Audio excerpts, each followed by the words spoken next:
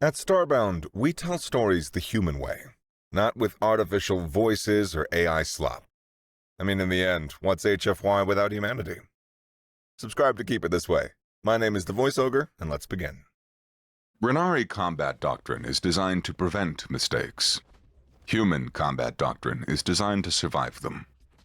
Here, in the primary training amphitheater of Crucible Station, under the ceaseless, gentle tug of the habitat's rotational gravity, Commander Lyreth of the Renari Concordance Guard was a whisper of lethality. His synaptic flow armor, a seamless shell of liquid silver, made no war with the station's artificial executed flawless subroutines of annihilation before they'd even cleared their launch tubes. His movements produced no sound of exertion, no whine of servos or groan of straining actuators, only the soft, almost deferential hiss of his plasma scythe carving through the simulated targets. It was a perfect, sterile ballet of violence. Each motion a testament to a billion simulations and a culture that worshipped the flawless execution of a plan. Across the polished deck, Captain Mara Kennett was a foundry getting shoved down a flight of stairs. Her Hades rig, Hazardous Axiom Denial and Engagement System, a designation her chief tech Kian insisted was a backronym for Heavily Armed and Dangerously Entertaining Setup, was a symphony of glorious, deliberate destruction. The percussive slam of her magnetic boots, each step a controlled drop of several hundred kilograms of angry machinery, sent a shiver through the deck plates that Lyrith could feel in the soles of his perfectly calibrated feet. The deep, guttural groan of hydraulic murmurs echoed with every punishing blow she landed on her set of drones, which she often dispatched not with weapons, but by grabbing one and using it as a bludgeon against the others. The air around her crackled with the concussive bark of her kinetic rifle, a weapon that fired tungsten slugs the size of a man's thumb at velocities that made a mockery of physics. Her performance was a bar fight with a landslide. When the final drone on both sides had been atomized or beaten into the shape resembling modern art, Lyrith glided over. He came to a halt before Mara, his polished chrome helmet reflecting the battered gunmetal gray hulk of her own gear. The contrast was a joke told by the cosmos. He was a museum piece. She was a beloved hammer that had been used to build a city and then win the ensuing brawl at the ribbon-cutting ceremony. "Captain," Lyrith began, his synthesized voice a smooth baritone laced with a condescension so pure, so refined, it could have been bottled and sold as a luxury good. "The Concordance requires this joint mission into the Orion Verge to succeed. Your team's spirited methodology introduces an unacceptable quantity of chaotic variables." From his perch on a stack of power cells, Mara's chief tech, Lieutenant Kian Soto, snorted. His own Hades rig, a canvas of unauthorized modifications, was adorned with a crudely painted shark mouth on its helmet, its teeth grinning around the Vox emitter. "Spirited. I love it, Chief. Write that down. We're putting it in the next recruitment poster, actually. The Hazard Corps. We introduce an unacceptable quantity of chaotic variables." Lyrith's helmet remained fixed on Mara, the weight of his attention a physical pressure. He treated Kian's existence as a minor atmospheric anomaly, unworthy of data processing. "Therefore, my superiors have authorized the loan of a synaptic flow armor system to your team, to ensure your operational performance meets established mission parameters." He made a graceful, fluid gesture with one hand. A section of the amphitheater wall slid away, revealing a single, gleaming Renari suit hovering in a containment field. It was beautiful. It was elegant. It was a masterpiece of minimalist engineering that looked like it would shatter if you sneezed on it too hard. The gesture wasn't an offer. It was an edict wrapped in a patronizing gift. A declaration that their way was the only way, and that human ingenuity was a bug to be patched, a flaw to be corrected. Mara's voice crackled over her helmet's external speaker, heavy with an amusement so profound it was almost a weapon. "Thanks for the offer, Commander." Her helmet retracted with a hiss of a decompressed air, revealing a weary, wry smile and a scar that bisected her left eyebrow. "But I think we'll stick with what we know." The refusal landed with the concussive force of a shaped charge in the quiet room. The other Renari observers, who had been watching with expressions of serene, placid superiority, stiffened in unison. The casual confidence in Mara's tone, the easy dismissal from a species they considered barely spaceworthy, was an insult so deep their culture of perfection had no contingency for it. For a long moment, the amphitheater's only sound was the faint, indignant hum of the pristine armor in its display case, and Kian trying and failing to muffle a fresh peal of laughter into his gauntlet. A cathedral of organized catastrophe. That's what Kian called their workshop, and the description was painfully accurate. It was a cavernous space carved out of Crucible Station's industrial sector. A glorious, sprawling mass of dismantled ship parts, diagnostic screens displaying scrolling amber gibberish, and workbenches buried under a strata of tools, wiring and half-eaten tubes of something called Nutri-Goo, flavor vaguely meaty. The air carried a distinct bouquet, the sharp smell of superheated ceramic from the plasma forge, the robust aroma of Kian's perpetually brewing weapons-grade coffee, and the faint, coppery tang of overworked circuitry. Mara field-stripped her kinetic rifle on a table cleared by the simple expedient of shoving everything onto the floor. The heavy magnetic slugs clinked with a satisfying weight as she lined them up like soldiers on a parade. Her hands moved in a blur of swift motions, cleaning and reassembling the complex mechanism from memory. Across from her, Kian was hunched over a small, dense disk, making delicate adjustments with a magnetized probe, humming an off-key sea shanty from a forgotten century. "Make certain you've calibrated the yield on those things," Mara said, without looking up from her work. "On Clendathu 6, you nearly brought the whole mag tunnel down on our heads." Kian scoffed, his voice tinny from the ancient portable speaker he'd wired into the bench. "Relax. It's a shaped gravitational charge. It only collapses the things that you want it to collapse. Mostly. Besides, it got the job done, didn't it? The giant sandworms were very impressed, for about a nanosecond." He held up the disk, admiring his handiwork. "Behold, the unpleasant surprise. Simple, elegant, and it turns a 10-ton armored brute into a two-dimensional smear on the opposite bulkhead. A masterpiece of applied petulance." "Just remember what pocket you put it in," Mara grunted. She slammed the rifle's action home with a resounding thump-clack that echoed throughout the bay. Kian set the mine aside and proudly tapped a strange-looking port built into the back of his Hades gauntlet.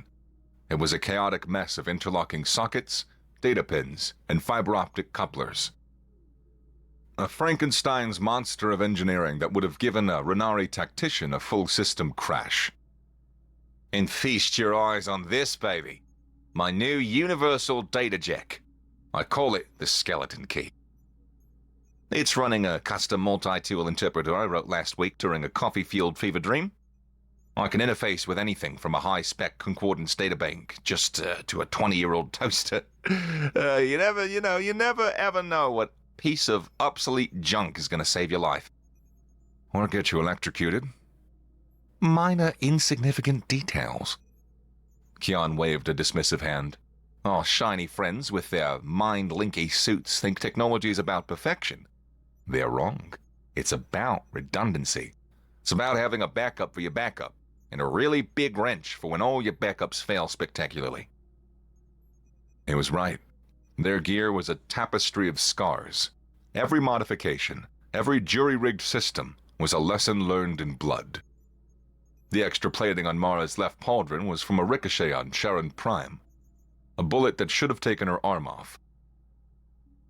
The emergency power shunt Kian had installed was a direct result of being stranded in a dead suit for 6 hours in the crushing blackness of an asteroid mine. An experience that had given him a profound appreciation for secondary batteries and a lingering fear of silence. Their armor was experienced. It was a collection of hard-won wisdom, paid for in ruptured hydraulics and near misses. Suddenly, the overhead lights in the workshop flickered and died. A stark, strobing red pulsed through the space, casting long, dancing shadows. A synthetic, dispassionate voice echoed from the station's comm system. A voice devoid of panic and therefore terrifying. Warning. Multiple unscheduled warp signatures detected. Proximity alert. Hostile fleet identified as Oblivion Syndicate. Mara and Kian exchanged a single, grim look. On a large monitor that flickered to life, the tactical representation of Crucible Station's defense grid blossomed with a sudden, horrifying rash of red icons. They hadn't warped in at the system's edge. They hadn't even warped in outside of weapons range. They dropped out of hyperspace practically on top of the station. A feat of FTL navigation that defied known science. Their rumored null space drive was real. The station's warlord, a brute named Virgo, timed his attack with a cruel, vicious intelligence. He knew the Concordance joint mission was assembling. He knew command structures would be in flux, defenses would be recalibrating for patrol duties, and personnel would be scattered. He struck at the moment of maximum confusion. The deck bucked, a violent tremor that sent tools and coffee mugs skittering across the floor. The first kinetic salvos from Virgo's flagship, the Void Claw, slammed into the station's outer ring before the alarm had even finished its first cycle. The glorious cathedral of organized catastrophe was about to get a whole lot more catastrophic.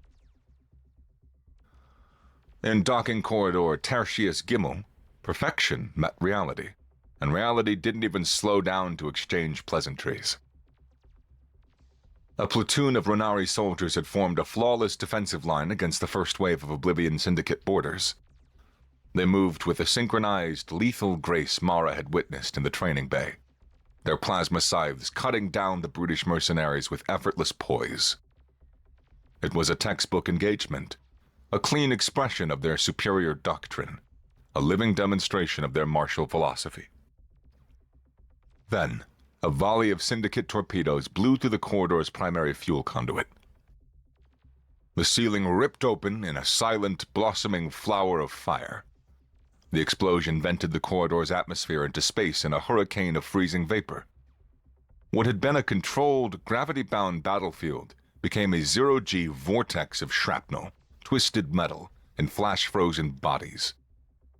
Thousands of pieces of high-velocity debris, from fist-sized chunks of bulkhead to the glittering dust of shattered viewports, filled the space, turning the corridor into a blender. For the Renari's synaptic flow armor, it was a data apocalypse. The predictive algorithms, designed to analyze a single opponent's biometrics and posture, were utterly overwhelmed. The suits tried to calculate the trajectory of every single non-hostile piece of debris simultaneously. It was like asking a chess grandmaster to play 10,000 games of tic-tac-toe at once while being pelted with gravel. The system suffered a catastrophic logic failure. The results were horrifyingly varied. One Renari warrior, who had been in the middle of a perfect parry, simply locked up. His suit froze solid, a gleaming silver statue pirouetting slowly amidst the carnage. Its plasma scythe still extended in a gesture of elegant defense against nothing. Another suit entered a feedback loop. It had identified a tumbling sheet of plasteel as a potential threat and executed a flawless evasive maneuver. But the debris had long since passed, and the suit's logic was trapped, forcing the warrior into an endless, useless series of pirouettes, dodging a ghost in the machine. Worst of all was the third. The pilot, panicking in the sudden chaos, tried to manually fire his thrusters to find cover.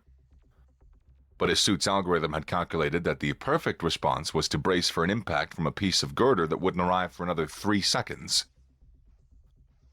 The suit fought its user's commands, the pilot's frantic jerks warring against the armor's cold logic. He was a prisoner in his own perfect machine, a helpless spectator to his own demise as the Syndicate boarder's crude plasma bolt melted through his chest plate. The side airlock to Tertius Gimel blew inwards with a deafening shriek of tortured metal, not from an explosion, but from a shaped charge Kian had slapped on 30 seconds earlier. A split second later, Mara's squad stormed in, their heavy mag boots slamming onto the deck with a series of resonant clanks that cut through the chaos. They didn't float. They owned the ground they stood on. This was their element. This was just another shift. "Contact! Port side behind the cargo container!" Mara's voice was clipped, a sharp instrument of command. She didn't wait for a response. Firing her suit's integrated thruster pack in a short, controlled burst, she skated along a twisted section of bulkhead. Her boots magnetized to the surface, flanking the Syndicate position before they even realized that she was moving. Her rifle barked 3 times. 3 brutes went down, their crude armor no match for tungsten core slugs. Kian, meanwhile, was pure, malicious creativity. He fired his grapple launcher, the magnetic hook sinking into the chest plate of a hulking mercenary. He didn't pull the brute towards him. He yanked, using the enemy soldier as a screaming, meaty shield against incoming fire, before activating his winch in reverse, sending the man spinning into his comrades like a biological bowling ball. From a secure, undamaged command center deep within the station's core, Commander Lyref watched the tactical feed from Mara's squad. The cold blue glow of the holographic displays sharpened the lines of his face, twisting his expression into something caught between reason and disbelief. He was a being whose entire culture was predicated on the belief that victory was the result of perfect planning and the elimination of variables. And yet, the irrefutable data scrolling across his screen showed the opposite. The humans' chaotic, improvised, disgustingly imperfect methods were brutally effective, where his perfect soldiers had utterly, catastrophically failed. He watched them use the debris field not as a hazard, but as cover. He watched them turn environmental destruction into a tactical advantage. They weren't fighting the chaos. They were composing a symphony with it, and they were leading. The station was dying. Every groaning shudder of the superstructure, every new rupture alarm that shrieked over the comms, was another nail in Crucible Station's coffin. The main structural ring was buckling, and the primary docking arms had been sheared off by the Void Claw's relentless bombardment. Evacuation was a fantasy. Only one path to survival remained, and it ran straight through the enemy flagship. "Virgo's pounding us from a static position," Mara said, over their squad's encrypted channel. Her team took cover in a flickering maintenance crawl space, the air thick with the smell of burning insulation. "He thinks he's already won. He's not expecting a counterattack." "Because a counterattack would be clinically insane, strategically unsound, and physically improbable?" Kian offered, fiddling with the loose power conduit to recharge his suit's capacitor. "Exactly," Mara confirmed, "which is why it's going to work." "There's a block of industrial cargo bays 3 sectors down. Heavy-duty ore haulers. Shielded, over-engineered, and tough as hell. We get one, we take the fight to him." "Just one problem," said Tate, a heavy weapons specialist whose suit had more ammo feeds than a small army. "That route goes straight through the central commercial spire. It's a vertical death trap, and it's probably swarming with Syndicate scum." "Good," Mara said, her helmet's visor glowing in the dark. "They'll be looking up. We'll be coming down." They rappelled down a primary elevator shaft, a gaping 1,000-meter chasm now open to the stars. Syndicate patrols, floating in the zero-G, stared up, expecting an attack from the station's lower levels. They never saw the 4 multi-ton Hades rigs descending from the darkness above them, mag boots clanging against the guide rails. The engagement was short and brutally one-sided. Their path took them through the Viridian Promenade, once the station's hub of luxury retail. Now, it was a surreal nightmare. The gravity generators were failing, causing the environment to flicker between full G and zero G at random intervals. In one moment, they were trudging past the looted storefront of a high-end clother. In the next, they were floating amidst mannequins in zero G, their elegant clothes billowing around them like shrouds. Holographic advertisements for resort planets still flickered, casting ghostly lights on the syndicate goons taking cover behind shattered displays of priceless jewelry. Hostiles! Behind the diamond kiosk! Jin, their scout, called out, her smaller suit darting between floating debris. The firefight erupted amidst the floating, glittering chaos. Kian, ever the opportunist, spotted a high-end cleaning drone, a polished chrome disc drifting nearby. Hey, Mara! Bet you a week's coffee rations I can get this thing to play Flight of the Valkyries at 200 decibels. You're on, Mara grunted, firing a 3-round burst that shattered a holographic palm tree, exposing the syndicate soldiers behind it. Kian slid behind a floating sales counter, yanking the skeleton key from its holster. He slapped it against the drone's maintenance port.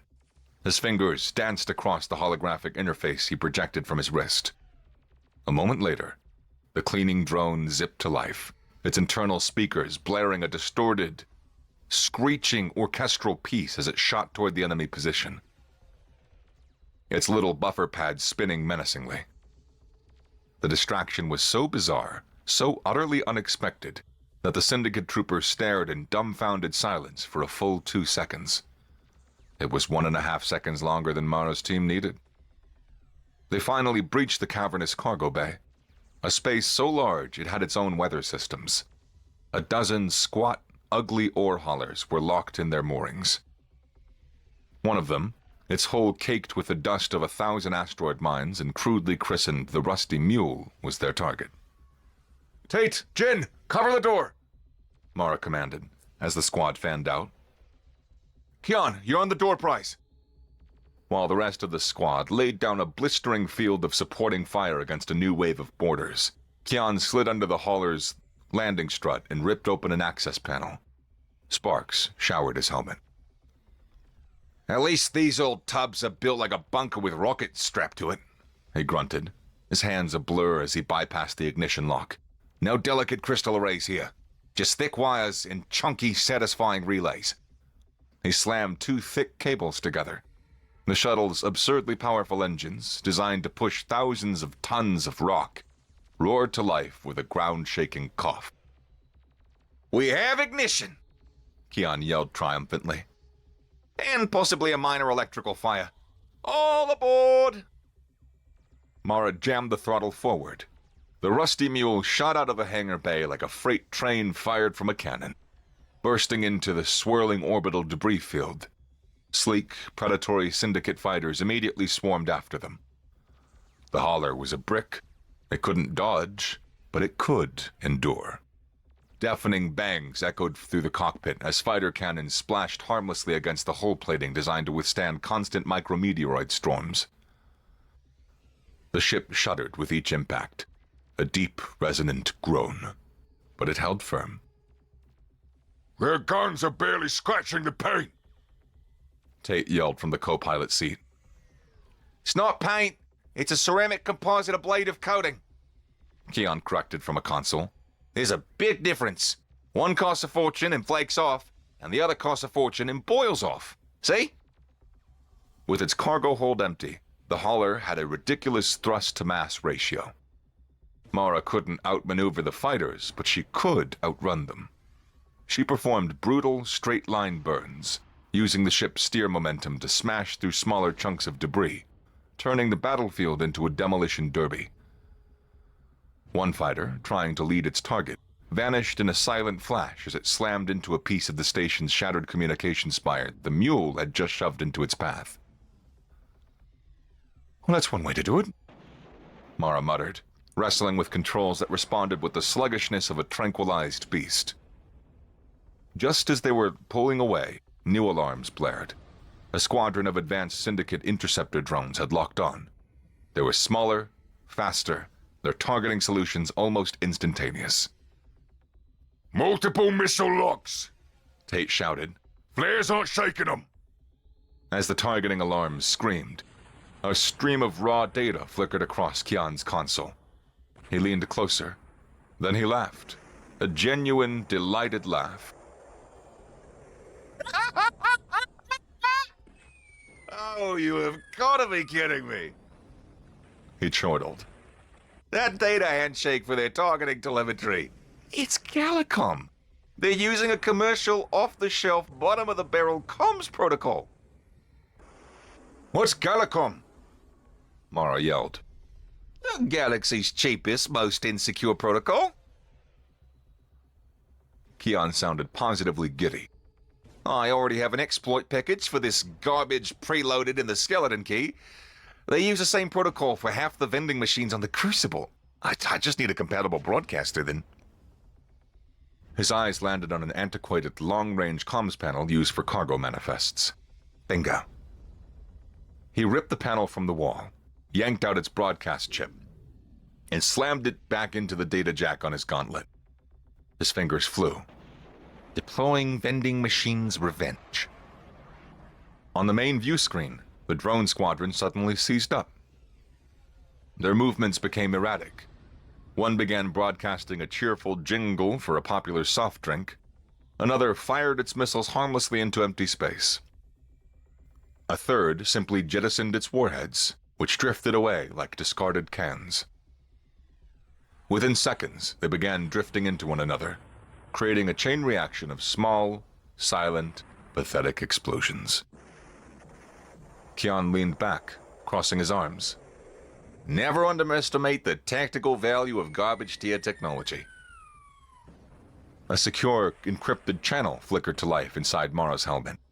A concordance-grade signal, clean and sharp. Captain Kennett, this is Commander Lyreth. His voice was different. The condescending, eloquent cadence was gone, replaced by a clipped, formal tone. It was the sound of a man whose worldview had just been put through the industrial shredder. The scene shifted, for a moment, to Lyreth's perspective. He stood alone in a darkened auxiliary command node. Moments later, he had run a combat simulation, a perfect Renari counter-assault on the Void Claw, executed by a theoretical squadron in synaptic flow armor. The simulation returned a 9.7 probability % of success.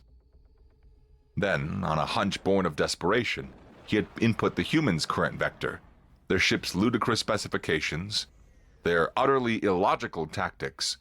The simulator had flashed with warnings: high risk, suboptimal, chaotic variable detected, before spitting out a final, stark, undeniable number: 68%. The data had forced his hand. His logic demanded it. Captain Kennett, He repeated, your tactics are statistically improbable, but they are working. The data is irrefutable.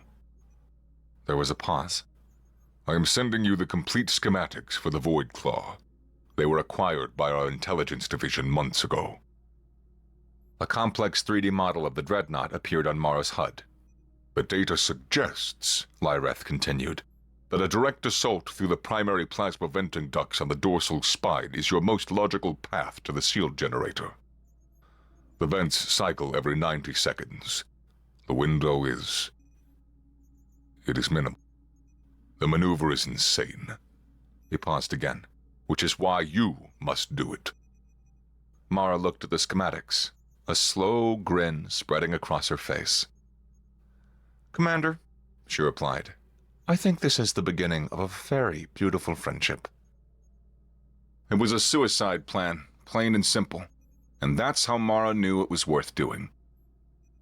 Use a dense asteroid field for cover, make a hard last-second burn for the ship's dorsal spine, and use the 90-second plasma venting cycle as a window to latch on for EVA mission. The odds of surviving were ludicrous. Mara gripped the controls. "Everyone strapped in? It's about to get bumpy." Kian's voice cracked over the intercom. If we die, I'm blaming you.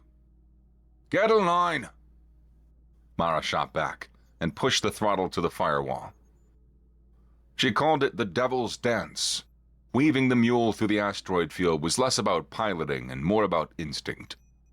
Point defense cannons from the Void Claws stitched lines of fire through the spinning rocks, turning asteroids the size of buildings into incandescent clouds of dust. Venting cycle begins in 30 seconds, Keon called out. I see it, Mara said, her eyes locked on the massive glowing apertures. She brought them out from behind their last piece of cover. They were a tiny, ugly speck charging a mountain of steel. The ship's proximity alarm screamed a continuous, unending tone. 15 seconds. The ship bucked as a near miss vaporized a chunk of their portside landing gear. 10 seconds. Vents are closing. Mara killed the main engines, letting momentum carry them. 5, 4, 3. With a final, desperate burst, she slammed them against the vast hull. The shuttle's remaining landing claws groaned, metal shrieking against metal. Then, with a final bone-jarring clang, the claws bit deep. They had landed. Seconds later, a colossal torrent of blue-white plasma erupted from the vents beside them. A silent, searing hurricane that would have atomized them. Mara let out a breath she didn't realize she'd been holding. Okay, part 1 done. Now for the fun part. Exiting onto the metal planes of the Void Claw's hull was like stepping onto the back of an angry god. The artificial gravity would lurch, sudden, gut-wrenching shifts. Maneuvering thrusters would fire in invisible bursts, washing over them with a force that threatened to peel them into the black. This is like trying to rock climb during an earthquake on a ship that's actively trying to shake you off like a flea, Keon grumbled. The shield generator was housed in a heavily armored blister on the hull.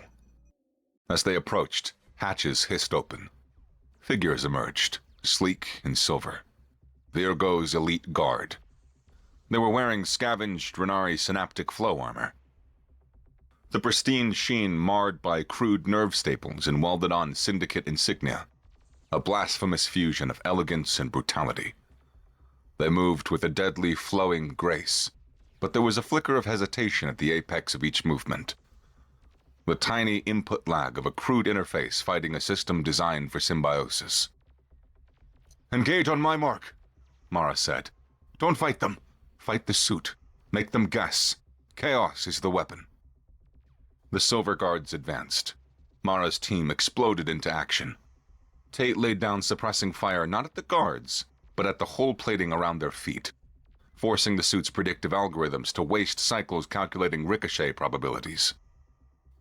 Keon darted forward. A guard lunged. Keon didn't block or dodge. Instead, he tossed a small magnetizer charge at the wall beside the guard. The magnetic field ripped the rifle from the guard's hands just as the mind told the suit to fire. The conflicting commands caused the suit to stutter for a fatal half-second. It was all the opening Keon needed to slap one of his grav mines onto its chest. Mara faced her own opponent. The guard came at her with a perfect lunge. She did something completely illogical. Instead of blocking, she dropped into a powered slide, igniting her boot thrusters. She shot under the guard's perfect attack. As she slid past, she slapped a high-yield EMP charge onto the back of its power pack. The guard froze mid-lunge, a perfect silver sculpture of failed logic. One by one, they dismantled the perfect soldiers with chaotic, unpredictable, utterly human tactics. When the last guard fell, Mara placed a shaped charge on the shield generator's primary capacitor. Fire in the hull, she said calmly, and triggered the detonator. The generator burst with a sudden, dazzling surge of energy, silent yet overwhelming. Across the hull of the Void Claw, the shimmering shield flickered and died. The bridge of the Void Claw was a cavern of flickering red emergency lights. They breached the main door and stormed in. At the far end of the command deck, a throne-like chair swiveled around. Virgo rose. He was encased in massive, brutish power armor, its oversized fists crackling with energy. Insects, His voice boomed, a deep, gravelly sound. You have only hastened your own demise. He charged. He was insanely fast. Kian fired a disruptor bolt that hit Virgo square in the chest. The warlord's suit seized up for a few seconds, locked in mid-stride. Virgo roared in fury, forcing a limb to move. Mara knew she had one chance. She ignited her last grav mine and lunged. Virgo swung a half-frozen arm. The glancing blow hit like a planetary impact. Her world dissolved into a screech of tortured metal. Red alerts flooded her HUD. The suit groaned, myomer fibers screaming. It held, barely. Stumbling, fighting for every inch, she saw steam hiss from a ruptured console. An opportunity. She rolled through the scalding cloud, blinding him. Inside his guard, no time to think. She slammed the grav mine onto his chest plate, kicked hard with both boots. Thrusters screamed, pushing her away. Virgo looked down at the blinking device, a flicker of confusion on his brutal features. Then, the mine activated. A localized, hyper-intense gravitational field erupted, flinging the multi-ton warlord backward as if he were made of paper. He flew across the bridge and slammed directly into the ship's main power conduit. The conduit erupted in a massive, final, beautifully silent explosion that tore the heart out of the bridge and the ship along with it. With Virgo dead, the Syndicate fleet fell into chaos, a panicked, disorganized retreat. On the ruined bridge, Mara stood, her mag boots holding her to the listing deck. Through the shattered viewport, she could see Crucible Station, battered, burning, but whole. She keyed her comm, her voice steady. Crucible Control, this is Kenneth. The trash has been taken out. We're coming home. The ramp of the barely functional rusty mule lowered with a final, exhausted groan onto the deck of a scorched hangar bay on Crucible Station. Her squad's Hades suits were blackened, dented, and sparking. They looked less like soldiers and more like a collection of scrap metal that had miraculously decided to walk. A lone figure waited for them, Commander Lyreth. He stood perfectly still, his own silver armor immaculate. He watched them descend, his helmet retracted, his expression unreadable. He watched Kian limp down the ramp, his suit's left leg trailing sparks. He watched Tate carrying a wounded Jinn. He watched Mara, her suit's chest plates concave, but her posture unwavering. He approached Mara. Captain, He began, his voice devoid of any artifice. It was just the voice of a soldier addressing another. the Concordance will wish to study your equipment, your methods. Mara let out a tired but triumphant grin. She clapped a heavy, scorched gauntlet on Kian's shoulder, making him wince. "Tell them that the secret's simple, Commander," she said, her voice echoing in the vast, silent hangar. "Stick with what works." Lyreth held her gaze, his eyes moving from her face to the dent in her armor, to the weary but proud faces of her crew. Then he gave a slow, formal, and deeply sincere nod of respect. It was an admission. It was an apology. It was a thank you. In the quiet aftermath of the storm, it was more than enough. Lyreth's gaze lowered from Mara's face to the massive concave crater in her suit's chest plate where Virgo's blow had landed. He saw the scorched plating, the exposed bundles of myomer fiber, the hastily rerouted power conduits Kian had no doubt patched mid-flight. To his eyes, it had always been a catastrophic failure of design. Now he saw it for what it was, a testament to survival. He took another step, his immaculate silver boots stomping beside Kian's sparking leg. He pointed a single, perfect finger at the chaotic mess of interlocking sockets on Kian's gauntlet. The skeleton key, he said, the human designation sounding clinical in his synthesized voice. I monitor its data stream when you disabled the drones. It is a nightmare of conflicting protocols and redundant signal paths. By all logic, it should have shorted out your entire system.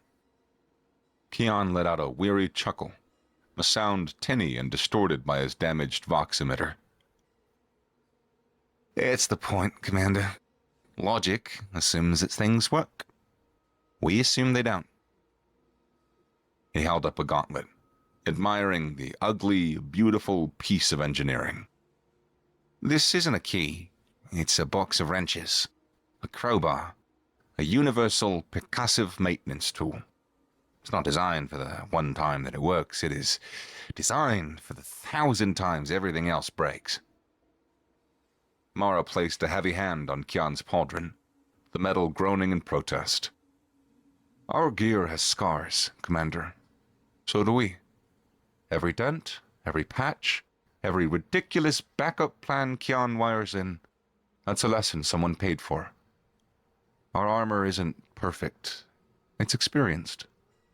Lyreth looked from the jury-rigged gauntlet to the battered team, a new, profound understanding dawning in his eyes. Experience, he repeated, the word tasting strange and profound. A variable for which we have no algorithm.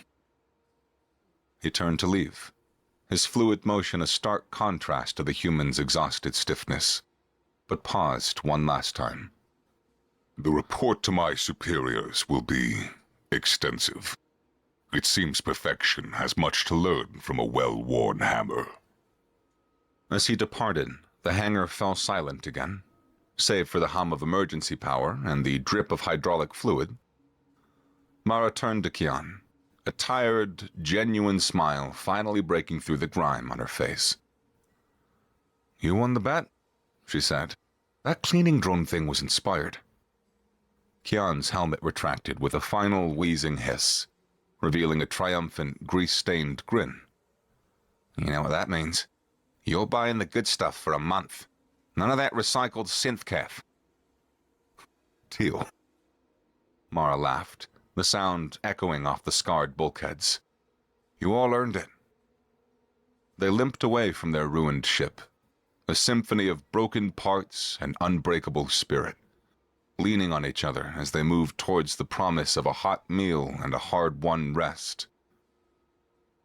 They left behind the silent, watching aliens and the pristine, useless armor in its display case, having proven a simple galactic truth: that the most powerful weapon in the universe wasn't the one without flaws, but the one that refused to break when everything else fell apart.